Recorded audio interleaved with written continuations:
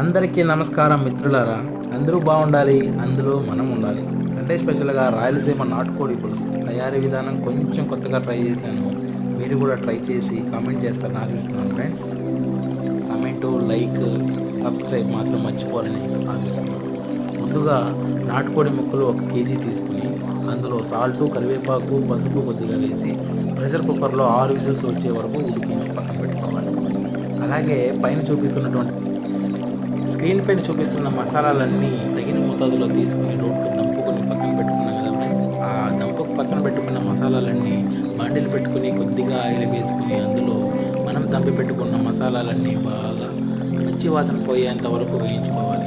అలాగే కారం కొద్దిగా, ధనియాల పొడి కొద్దిగా వేసి రుచికి సరిపడే అంత వేసి నీట్గా ఆయిల్ సపరేట్ అయ్యేంత వరకు వేయించుకొని అలాగే ఉడికించి పక్కన పెట్టుకున్న చికెన్ వేసి కొత్తిమీర